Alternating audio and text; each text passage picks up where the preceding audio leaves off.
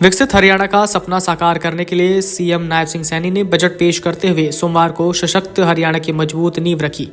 वित्तीय वर्ष 2025-26 में पहली बार प्रदेश का बजट 2.05 लाख करोड़ पार कर गया। उनके पहले बजट में भविष्य की चुनौतियों से निपटने की चिंता और राज्य में गहरी होती सामाजिक समस्या नशे को जड़ से खत्म करने की प्रतिबद्धता का संगम भी दिखा। घोषणा पत्र में महिलाओं को हर महीने 2100 रुपए देने के संकल्प को पूरा करते हुए लाडो लक्ष्मी योजना के लिए 5 करोड़ रुपए का प्रावधान किया।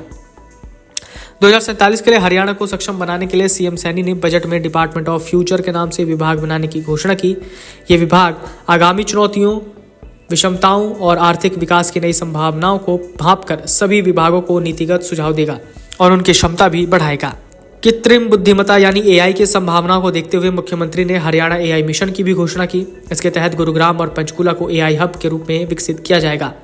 इसके लिए विश्व बैंक की ओर से 474 करोड़ रुपए की सहायता देने का आश्वासन भी दिया गया। एआई मिशन के जरिए सरकार 50,000 से अधिक युवाओं को प्रशिक्षित करेगी ताकि वो नई नौकरियों के लिए तैयार हो जाए। युवा पीढ़ी को नशे से बचाने के लिए संकल्प प्राधिकरण गठन करने का निर्णय लिया।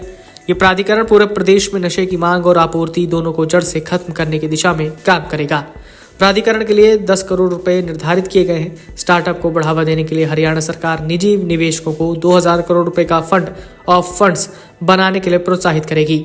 सीएम सैनी ने अपने बजट के भाषण में मिशन हरियाणा 2047 का भी जिक्र किया और कहा, जीएसडीपी को 1 ट्रिलियन अमेरिकी डॉलर तक पहुंचाने और हरियाणा में 50 लाख नए रोजगार पैदा करने की दिशा में काम शुरू कर दिया है।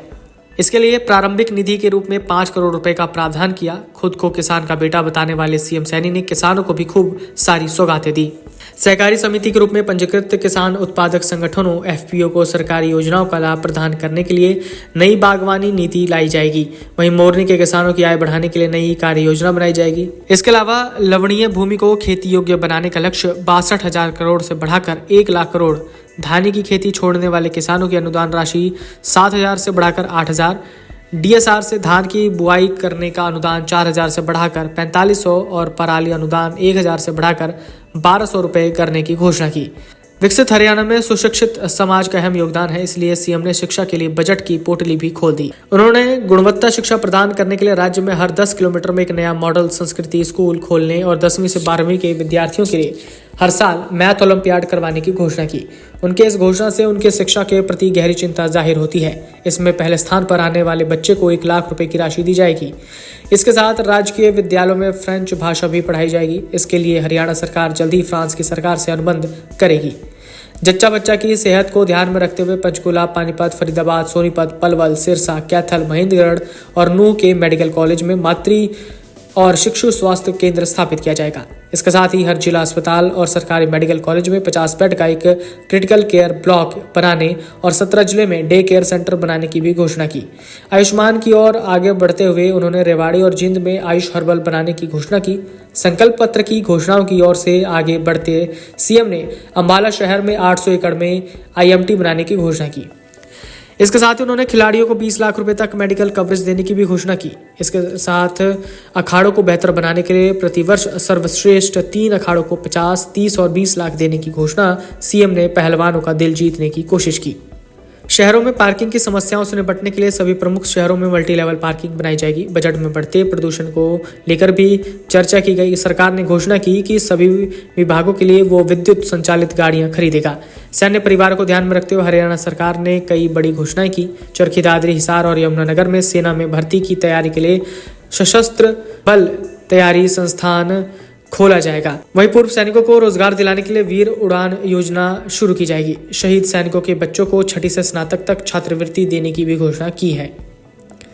कामकाजी महिलाओं को ध्यान में रखते हुए सीएम सैनी ने पंचकूला, पानीपत, सोनीपत, रेवाड़ी, फरीदाबाद और गुरुग्राम में महिला छात्रावास खोले जाएंगे। वहीं सरकार ने हर शहर में 4-5 किलोमीटर और हर जिले में 10-15 किलोमीटर लंबी सड़क को स्मार्ट मार्ग, शहर के पुराने बाजार को स्मार्ट बाजार और हर गांव की एक गली को स्मार्ट गली के रूप में कायाकल्प किया जाएगा। हरियाणा सरकार ने राजस्व बढ़ाने का भी जुगाड़ कर लिया है। सीएम सैनी ने कहा कि कई बार डेवलपर, बिल्डर्स, सोसाइटियां और प्राधिकरण अलॉटी को संपत्ति का ट्रांसफर और कब्जा भी दे देते हैं, मगर रजिस्ट्री नहीं करवाते। इससे सरकार को स्टाम्प ड्यूटी का काफी नुकसान होता था। ऐसे लोगों को अगले वित्तीय वर्ष से अपनी संपत्तियों की रजिस्ट्री करवाना अनिवार्य होगा। यदि तय समय में उन्होंने नहीं करवाया तो उन्हें मौजूदा कलेक्टर रेट से स्टाम्प शुल्क देना होगा। सीएम ने घोषणा की कि भारत सरकार ने इसी साल यूनिफाइड पेंशन स्कीम की घोषणा की थी। इसी तर्ज पर हरियाणा सरकार ने अपने कर्मचारियों और अधिकारियों को लाभ देने का फैसला किया। इस योजना के तहत कम से कम 10,000 रुपये प्रतिमाह पे आउट और 30% फैमिली पे आउट के रूप में देना होगा। लाभ के लिए न्यूनतम 10 साल की सेवा की शर्त रखी गई। सेवानिवृत्ति कर्मचारियों को पे आउट का पूरा लाभ 25 साल की सेवा के बाद मिलेगा। इससे 2 लाख कर्मचारियों का फायदा मिलेगा। सीएम ने विकास कार्यों के लिए हर विधायक को 5 करोड़ रुपए देने की घोषणा की। पहले और दूसरी किश्त के तौर पर 1.5 करोड़ रुपए मिलेंगे और आखिरी किश्त 2 करोड़ रुपए की होगी। साथ ही ये शर्त भी रखी गई कि अगली किश्त की राशि तभी मिलेगी जब पहली किश्त की राशि 70% तक खर्च होगी। Video desk amarujala.com। अगर आप ये वीडियो YouTube पर देख रहे हैं तो हमारे चैनल को सब्सक्राइब करें और बेल आइकन को दबाना ना भूलें। अगर आप Facebook पर ये वीडियो देख रहे हैं तो हमारे पेज को लाइक करें।